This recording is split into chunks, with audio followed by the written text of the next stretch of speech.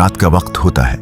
बबलू, शेरू, चिंटू और पेंकी चांद देख रहे होते हैं।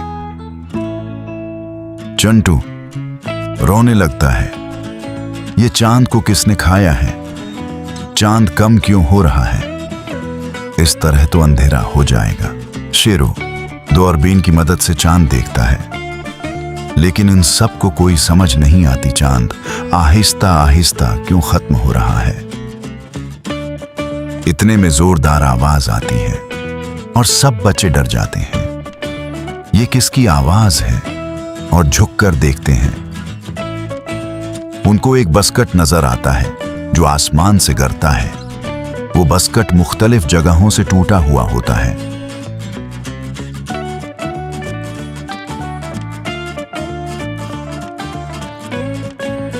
सब परेशान कि ये इंसानी बस्कोट नहीं है। वो हैरान होते हैं, ये बस्कट किसका होगा? पेंकी कहती है, मुझे तो ये बस्कट परियों का लगता है जो चांद से गिरा है। शेरू बस्कट का मायना करता है और कहता है, ये किसी परी का बस्कट है।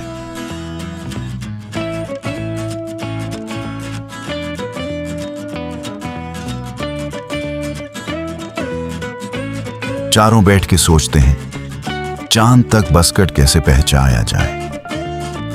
फिर थोड़ी देर बाद बबलू कहता है, मुझे एक आइडिया आया है, हम चांद तक बस्कट पहुंचा सकते हैं। बिबलू कहता है, स्टोर रूम में दादा का पुराना रॉकेट है। वो भाग के स्टोर रूम जाते हैं।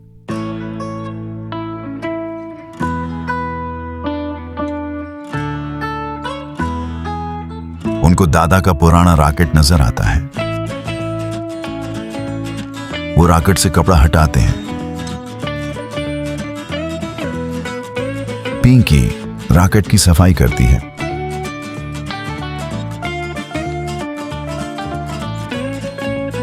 बिबलो रॉकेट ठीक करने का तरीका पढ़ता है। शेरू ठीक करता है। बिलाखिर रॉकेट तैयार हो जाता है और चारों मिलकर चांद का सफर शुरू करते हैं।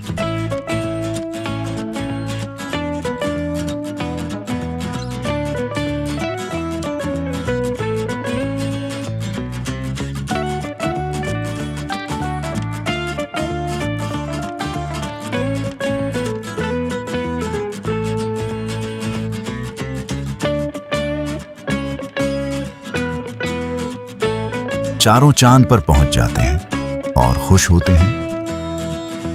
वो परी का बस्कट चांद के हवाले करते हैं। चांद भी मुकम्मल रोशन हो जाता है। ओके प्यारे बच्चों, हमारी चांद का सफर कहानी आपको कैसी लगी? अब लाइक जरूर करना।